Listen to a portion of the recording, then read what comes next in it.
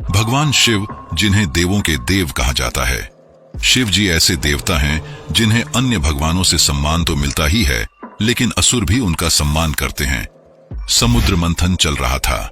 देवता और असुरों ने अपने बीच के युद्ध को भुलाकर एक साथ काम करने का ठाना। समुद्र मंथन तो अमृत को प्राप्त करने के लिए था, लेकिन अमृत से पहले निकला एक भयानक विष, हलाहल विष। यह विष इतना खतरनाक था कि सारी सृष्टि जलने लगी। देवता और असुर भी घबरा गए। किसी को कुछ रास्ता नहीं दिख रहा था। हर कोई महादेव को पुकार रहा था। शिव जी आए और हलाहल विष को पी गए। उनका गला नीला पड़ गया और यहीं से उनका नाम पड़ा नीलकंठ। ये विष पूरी सृष्टि को विनाश करने की शक्ति रखता था, लेकिन शिव जी ने विष की गर्मी को कम करने के लिए क्या किया? कैसे शिव जी ने इतने विनाशकारी विष को धारण किया और उन्हें कुछ नहीं हुआ? क्या समुद्र मंथन सावन के महीने में हुआ था? सावन का इससे क्या संबंध है? जुलाई से अगस्त का यह पवित्र महीना, जिसे सावन माह के नाम से जाना जाता है। क्या आपने कभी सोचा है कि सावन की पूजा की शुरुआत कैसे हुई? यह महीना शिवजी से किस तरह जुड़ा है? जब देवता और असुर आमने सामने थे, तब शिवजी की क्या लीला थी जिसने सबको चौंका दिया? क्या समुद्र मंथन का रहस्य सावन से जुड़ा है? क्यों सावन को शिव पूजा के लिए सबसे शुभ माना जाता है? शिवजी के कई भव्य रूपों में से एक नटराज रूप, जिसमें वे नृत्य करते हैं, क्या इस रूप का कोई गहरा संबंध सावन से है? सावन के पहले सोमवार का क्या महत्व है? क्या आप जानते हैं कि पार्वती माता ने सावन के महीने में सोमवार को व्रत रखकर शिव जी को प्रसन्न किया था, जिससे उनका विवाह हुआ? भगवान ब्रह्मा और विष्णु के बीच जो संवाद हुआ था, जिसके बाद शिव जी ने अपना सच्चा स्वरूप दिखाया और शिवलिंग की पूजा का आरंभ हुआ। आज मैं आपको एक ऐसी यात्रा में लेकर जाऊंगा जो रोमांच और रहस्यों से भरी है। इस वीडियो में आप जानेंगे कि क्या है समुद्र मंथन और सावन का रिश्ता। कहा जाता है कि सावन के महीने में अगर शिव जी की आराधना की जाए तो जीवन के सारे कष्ट मिट जाते हैं। एक ऐसी ही कथा है जो आज आप सुनने जा रहे हैं। यह कोई साधारण कथा नहीं होने वाली। इसमें आप जानेंगे कि देवों के देव महादेव रक्षक भी हो सकते हैं और विनाशक भी, साधु भी हो सकते हैं और नर्तक भी। वेद पुराण में लिखा है कि अगर किसी भी कथा को मन से पूरा सुना जाए और भगवान शिव की आराधना से उसका फल पूरी तरह से प्राप्त हो जाता है, तो कथा पूरी जरूर सुने।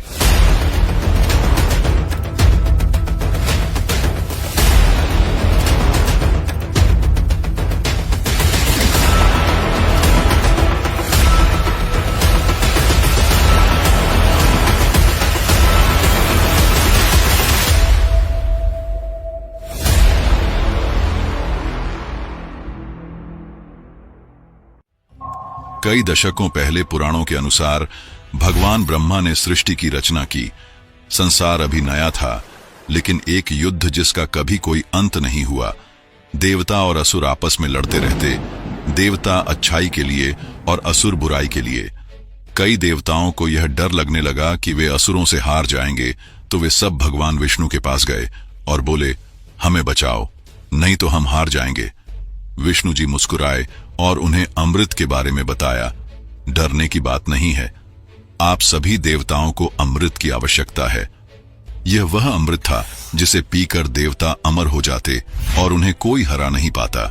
लेकिन अमृत समुद्र की गहराइयों में छिपा हुआ था और भगवान विष्णु ने अमृत को निकालने के लिए समुद्र को मथने को कहा। समुद्र को मथना कोई आसान कार्य नहीं था। विष्णु जी ने देवताओं को यह सुझाव दिया कि वे सब असुरों की सहायता लें और उनसे कहें कि अगर असुर समुद्र मंथन में हमारी सहायता करेंगे तो अमृत में एक हिस्सा उन्हें भी दिया जाएगा। सभी देवताओं को बात समझ आ गई और वे सब असुरों के पास गए। उन्हें समुद्र मथने और अमृत को कैसे समुद्र की गहराइयों से निकालने का सुझाव दिया। उन्हें अमृत में हिस्सा देने का प्रस्ताव भी रखा गया। असुर लालची थे। अमृत का नाम सुनते ही उनके मुंह में पानी आ गया और वे तैयार हो गए। तो इस तरह देवता और असुर समुद्र मंथन के लिए तैयार हुए। मंथन की तैयारी की शुरुआत हो चुकी थी। इस काम के लिए दो चीजों की आवश्यकता थी। पहली एक बड़ी सी मथनी और दूसरी एक मजबूत रस्सी। मथनी के लिए मंदराचल नाम का पहाड़ चुना गया। यह पहाड़ इतना बड़ा और भारी था कि इसे उठाना देवताओं के लिए भी मुश्किल था। रस्सी के लिए वासुकी नामक एक बड़े से सांप को चुना गया। हर किसी को अमृत का लालच था और उसी लालच में वासुकी भी था। उसने अमृत में हिस्सा मांगा और मदद करने को तैयार हो गया। सभी असुरों और देवताओं ने मिलकर मंदराचल को समुद्र के बीच में रखा। वासुकी को उस बड़े से पहाड़ के चारों तरफ लपेट दिया गया। अब सारी तैयारी हो चुकी थी। मंथन की शुरुआत हुई। देवताओं ने वासुकी की पूंछ पकड़ी और असुरों ने उसका सिर। मंथन शुरू होने के कुछ समय बाद मंदराचल नीचे डूबने लगा। वह इतना भारी था कि समुद्र उसे संभाल नहीं पा रहा था। देवता और असुर परेशान हो उठे। देवता भगवान विष्णु से सहायता मांगने लगे और विष्णु जी ने एक बड़े से कछुए का रूप धारण किया और मंदराचल जैसे विशाल पहाड़ को अपनी पीठ पर उठा लिया। अब मंथन फिर से शुरू हुआ। मंथन चल रहा था। इतने शक्तिशाली देवताओं और असुरों के कारण समुद्र में बड़ी बड़ी लहरें उठ रही थीं जो आसमान को छू रही थीं। वासुकी सांप के शरीर से धुआं निकल रहा था। उसके मुंह की तरफ असुर थे और वासुकी के मुंह से इतनी गर्मी निकल रही थी मानो सभी असुरों का शरीर पिघल जाएगा। देवता भी थक गए थे। सबकी सांसें फूलने लगी थीं। अमृत का लालच ही ऐसा था कि इतनी कठिनाइयों और परेशानी के बाद भी कोई पीछे नहीं हटा, न ही देवता और न ही असुर। समुद्र में उथल पुथल मच गई। पानी में बुलबुले उठ रहे थे। ऐसा लग रहा था कि समुद्र गुस्से में है। मंथन चलता गया और समुद्र से कई चीजें निकलने लगी। पहले कुछ रत्न निकले, फिर कुछ सुंदर चीजों का आगमन हुआ। ये सब देख देवता और असुर खुश हो गए, लेकिन सबकी दृष्टि अमृत पर थी, जिसका एक छोटा सा संकेत भी किसी को नहीं मिल रहा था। फिर कुछ ऐसा हुआ जिसकी कल्पना किसी ने नहीं की थी और असुरों एवं देवताओं सबको चौंका दिया। समुद्र से एक काला और भयानक विष निकला, जिसे हलाहल विष का नाम दिया गया। यह जहर इतना भयानक था कि उसकी एक बूंद से पूरी दुनिया जल सकती थी। इस विष के चारों तरफ आग की लपटें थीं। समुद्र का पानी मानो उड़कर भाप बन रहा था। पानी के जीव जैसे मछलियां और कई अन्य जानवर मर रहे थे। वातावरण में एक बुरी गंध चारों ओर फैल गई थी। देवता और असुर डर गए। इंद्र बोले, हम तो अमृत चाहते थे, यह जहर कहां से आ गया? हलाहल विष समुद्र से बाहर आ गया था। चारों ओर डर का माहौल था। वातावरण काला, सारे पेड़ सूख गए थे और आसमान से पक्षी गिर रहे थे। धरती जलने लगी थी और असुर सभी देवताओं को दोष देने लगे थे कि यह सारी गलती उनकी है। उनकी वजह से हम भी खतरे में आ गए। विष का असर धीरे धीरे बढ़ता जा रहा था। समुद्र काला हो गया। हवा इतनी जहरीली हो गई कि देवताओं को सांस लेने में परेशानी हो रही थी। तभी इंद्रदेव ने सभी को इकट्ठा किया और कहा कि हमें महादेव की सहायता लेनी चाहिए।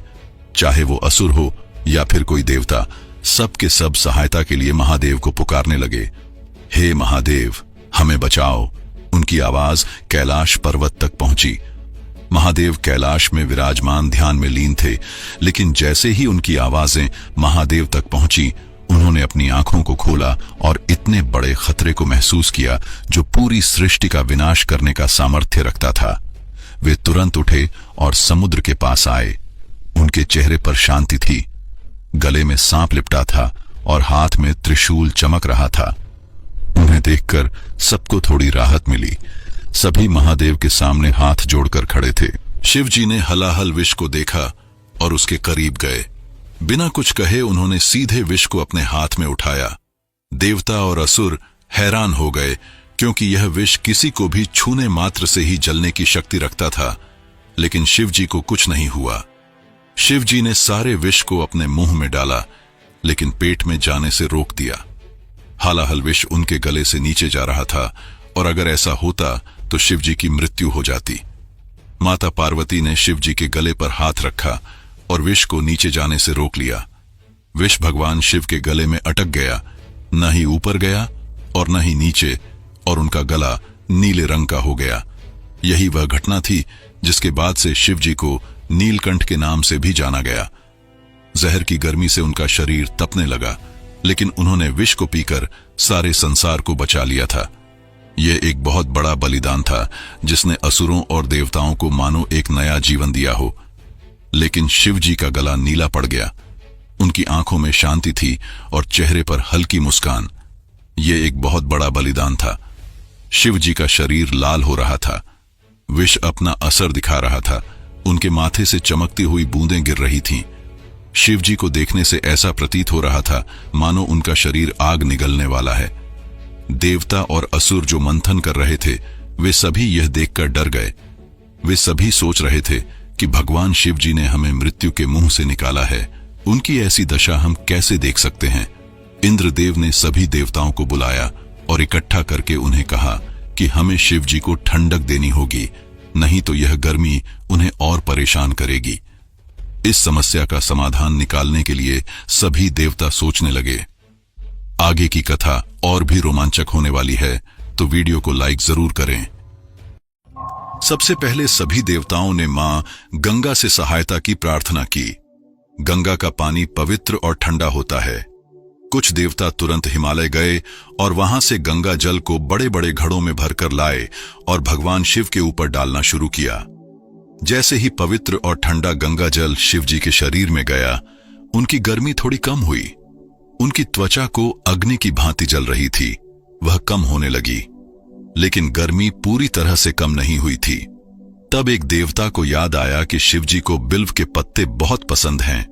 बिल्व पत्र यानी बेल के पत्ते ठंडे होते हैं और उनमें दैवीय शक्ति होती है।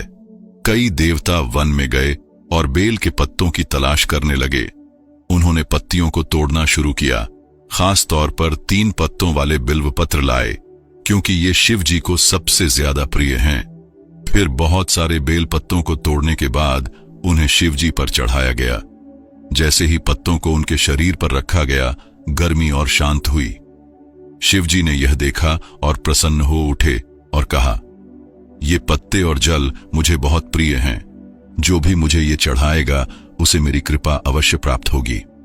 और तभी प्रकृति का चमत्कार हुआ। अचानक से बारिश शुरू हुई और जैसे ही बारिश की पहली बूंद शिव जी पर गिरी, उनके शरीर की गर्मी शांत हो गई। यहीं से जन्म हुआ सावन के महीने का, जिसमें आसमान से ठंडी ठंडी बारिश होने लगती है। पूरी धरती में मानो नए जीवन की गूंज चारों तरफ फैल जाती है। जैसे ही सावन की पहली बारिश का बूंद शिव जी के गले में गया, हलाहल विष की गर्मी कम हो गई। वह काला वातावरण जिसने देवता और असुर सबको डरा दिया था, वह हट गया और चारों तरफ हरियाली छा गई। हवा में ठंडक फैल गई। शिव जी ध्यान में बैठ गए। उनके चेहरे पर शांति थी और एक ऐसी भव्य शक्ति जो वातावरण के साथ साथ भगवान शिव के मन को भी शांत कर रही थी।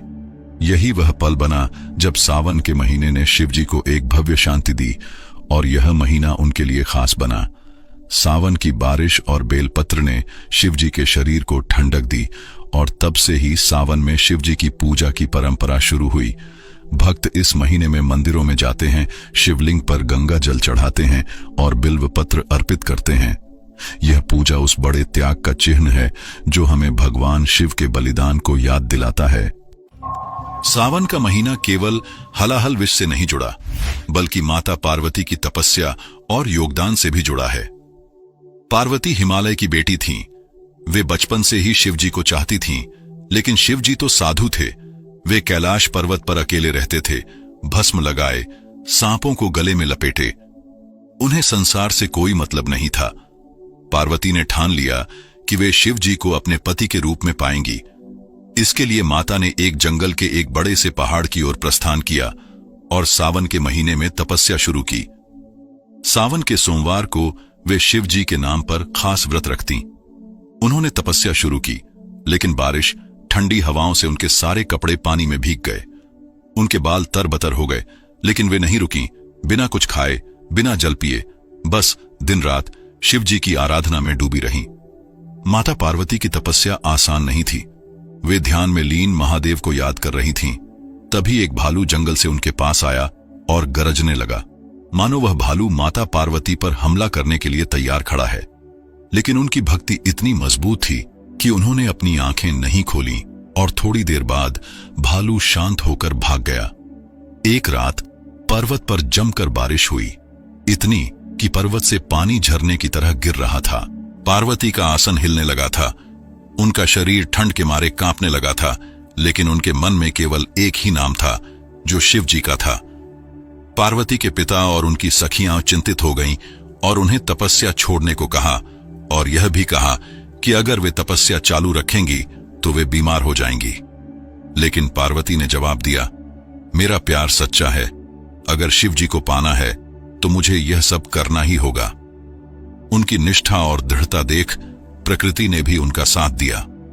बड़े बड़े पेड़ों ने उन्हें बारिश से बचाया और चारों तरफ फूल खिल उठे, जिसके कारण वातावरण में खुशबू फैल गई। माता पार्वती का यह प्रेम देख शिव जी का दिल पिघल गया, पर उन्होंने पार्वती की परीक्षा लेने का निश्चय किया। वे एक बूढ़े साधु के रूप में उनके सामने आए। साधु ने कहा, तुम यह तपस्या क्यों कर रही हो? शिव तो भस्म लगाने वाला साधु है, उसे पति बनाकर क्या करोगी? वह तो जंगल में सांपों के साथ रहता है। पार्वती ने जवाब दिया, मुझे उनके रूप से मतलब नहीं, मैं उनके दिल को चाहती हूं, वे मेरे लिए सब कुछ हैं। यह सुनकर भगवान शिव प्रसन्न हुए और अपने असली रूप में आ गए। उन्होंने पार्वती को कहा, हे देवी, तुमने अपनी भक्ति से मेरा दिल जीत लिया है, अब से मैं तुम्हारा हूं। इस तरह पार्वती और शिव जी का सावन में विवाह हुआ और यह महीना भक्ति और प्रेम का एक अनोखा त्योहार बना। सावन में शिव पूजा से वैवाहिक सुख और प्रेम की कामना पूरी होती है। सावन का महीना शिव जी की पूजा और आराधना के लिए इसलिए खास है क्योंकि बेलपत्र और गंगा जल से उन्हें ठंडक मिली। भक्त सावन में शिवलिंग पर जल और बिल्व पत्र चढ़ाते हैं। सोमवार के व्रत और रुद्राभिषेक से शिव जी की कृपा मिलती है। अब इस कथा के अगले पड़ाव में हम जानेंगे कि कैसे देवता और अर्षमुनि सोच में पड़ गए कि इस सृष्टि की असली रचना किसने की। एक दिन स्वर्ग में एक बड़ी सभा आयोजित की गई। सभी देवता एकत्र हुए और एक साथ बैठे थे। तभी आकाश में एक बड़ी सी दैवीय रोशनी का आगमन हुआ, जिससे एक भव्य लिंग प्रकट हुआ। यह लिंग किसी आम पत्थर से नहीं बना था। यह इतना बड़ा था कि इसका एक सिरा आसमान को छू रहा था और एक सिरा धरती के अंदर समाकर गायब हो जा रहा था। इतना बड़ा और भव्य लिंग जिससे चमकती रोशनी आ रही थी, जो पूरे संसार से देखी जा सकती थी। देवता जो स्वर्ग की सभा में आए थे, वे परेशान हो गए।